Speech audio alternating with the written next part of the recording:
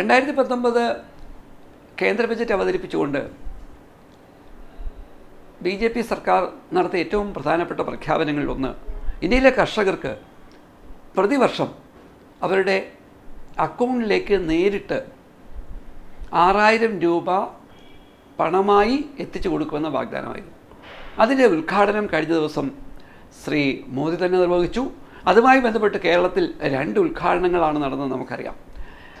ഇന്ത്യയിലെ കർഷകർ ലോകത്തിൽ തന്നെ ഏറ്റവും അധികം വാർത്തകൾ സൃഷ്ടിക്കുന്ന, ഏറ്റവും അധികം കാർഷിക രംഗത്ത് സംഭാവന ചെയ്തുകൊണ്ടിരിക്കുന്ന ആളുകളാണെന്നറിയാം. ഇന്ത്യയിലെ ജനങ്ങളിൽ ഇന്നും ഏകദേശം 55% ആളുകളും ജീവിക്കുന്നത് കാർഷിക വൃത്തിയുമായി ബന്ധപ്പെട്ടാണ്. എന്നാൽ ലോകത്തിലെ ഏറ്റവും അധികം കർഷകർ ആത്മഹത്യ ചെയ്യുന്ന ഇന്ത്യയിലാണ്. ലോകത്തിലെ ഏറ്റവും അധികം കർഷകർക്ക് സാമ്പത്തികമായ പ്രതിസന്ധി അനുഭവിക്കുന്നത് ഇന്ത്യയിൽ നിന്നുള്ളവരാണ്. ഇന്ത്യയിലെ കർഷകരിൽ 45% ഏത് സമയവും കൃഷി ഉപേക്ഷിച്ച് മറ്റു മേഖലകളിൽ പോകാൻ വെമ്പൽ കൊള്ളുന്നവരാണ്. ഒരു വശത്ത് ഇന്ത്യയിലെ കർഷകർ ഏറ്റവും അധികം ദുരന്തങ്ങൾ അനുഭവിക്കുന്നതിലൂടെ ആത്മഹത്യയിലേക്ക് തള്ളിവിടുമ്പോഴാണ് ഇന്ത്യൻ കർഷകർക്ക് ആശ്വാസമായി ശ്രീ മോഡി 2 ഹെക്ടറിൽ താഴെ വിസ്തൃതിയുള്ള ഭൂമിയുടെ ഉടമകളായ കർഷകർക്ക് ഒരു വർഷം 6000 രൂപ 3 ഗഡുക്കളായി വിതരണം ചെയ്യുമെന്ന് പറയുന്നു.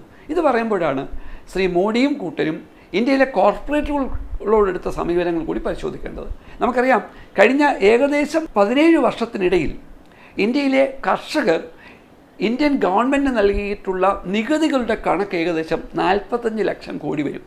ഒരു വശത്ത് ഇന്ത്യയിലെ കർഷകർ തന്നെയാണ് ഇന്ത്യയിൽ ഏറ്റവും കൂടുതൽ നികുതി നമ്മുടെ ഗവൺമെൻറ് കൊടുക്കുന്നത് എന്ന് പറയുമ്പോൾ, ഗവൺമെൻറ്റിൽ നിന്ന് കർഷകർക്ക് ലഭിക്കുന്ന സഹായങ്ങൾ മനസ്സിലാക്കണമെങ്കിൽ കർഷകർ അനുഭവിക്കുന്ന പ്രതിസന്ധികൾ പരിശോധിച്ചാൽ മനസ്സിലാവും. ഇന്ത്യയിലെ ഒരു ശരാശരി കർഷകൻ്റെ കടം ഏകദേശം 70,000 മുതൽ 95,000 രൂപയോളം വരുമെന്നാണ് കണക്കുകൾ പറയുന്നത്. ഒരു വശത്ത് കർഷകരുടെ കടം വർദ്ധിക്കുന്നു, അതിന് കാരണമായി കൃഷിച്ചെലവ് വർദ്ധിക്കുന്നു, അവരുടെ ഉൽപ്പന്നങ്ങൾക്ക് ന്യായമായ വിലയില്ല. കഴിഞ്ഞ ദിവസങ്ങളിൽ ഉള്ളിയുടെയും തക്കാളിയുടെയും ഒക്കെ പേരിൽ വടക്കേ ഇന്ത്യയിലെ കർഷകർ നടത്തിയ പ്രക്ഷോഭങ്ങൾ നമുക്കറിയാം. 50 കിലോ തക്കാളി കൊണ്ട് വിറ്റിട്ട് ലഭിച്ച 20 രൂപ ശ്രീ മോദിക്ക് ഒരു കർഷകൻ പ്രതീകാത്മകമായി അയച്ച സംഭവം നമ്മുടെ മുന്നിലുണ്ട്. ഇങ്ങനെ ഇരിക്കുമ്പോഴാണ് ഒരു വശത്ത് കോർപ്പറേറ്റുകളെ അമിതമായി സഹായിക്കുന്ന ശ്രീ മോദിയും കൂട്ടരും ഒരു വർഷം ഒരു കർഷകന് 6000 രൂപ നൽകുമെന്നുള്ള വാഗ്ദാനം നൽകുന്നത്. ഇത് മനസ്സിലാക്കേണ്ടത്, കഴിഞ്ഞ ബജറ്റിൽ തന്നെ ഇന്ത്യയിലെ കോർപ്പറേറ്റുകൾക്ക് വേണ്ടി നൽകിയ നികുതി ഇളവുകൾ ഏകദേശം 1.5 ലക്ഷം കോടി രൂപയുടേതാണെന്ന് നമ്മൾ ഓർക്കണം. ഈ ഇളവുകളിൽ തന്നെ ഭൂരിപക്ഷം ലഭ്യമായത് 500 കോടിയിലധികം വരുമാനമുള്ള ഇന്ത്യയിലെ കോർപ്പറേറ്റുകളായ ഏകദേശം 350 വ്യക്തികൾക്കാണ്. അപ്പോൾ ഇന്ത്യയിലെ കോർപ്പറേറ്റുകളെ എല്ലാ അർത്ഥത്തിലും ലക്ഷം കോടിയിലധികം രൂപ കൊടുത്ത് സഹായിക്കുമ്പോൾ ഇന്ത്യയിലെ കർഷകർ, ലോകത്തിലെ ഏറ്റവും കൂടുതൽ ആത്മഹത്യയിലേക്ക് എടുത്തറിയപ്പെടുന്ന ഇന്ത്യയിലെ കർഷകർക്ക് ശ്രീ മോഡി നൽകിയ സഹായം ഈ പറയുന്ന ഒരു മാസം 500 രൂപയാണ്.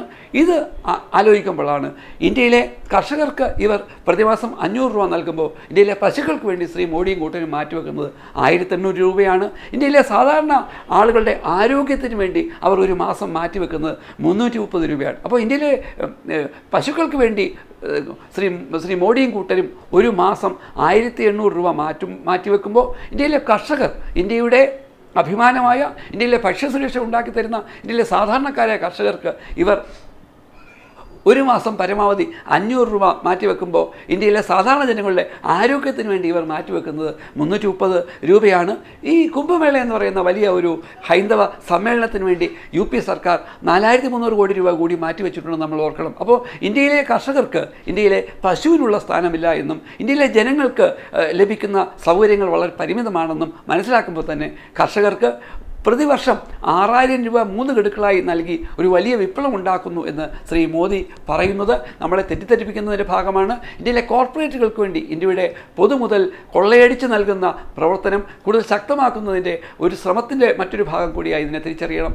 ഇത് തെരഞ്ഞെടുപ്പിനെ ക്യാഷാക്കി മാറ്റാനുള്ള, ക്യാഷ് വോട്ടാക്കി മാറ്റാനുള്ള ശ്രമത്തിൻ്റെ ഭാഗമാണ്.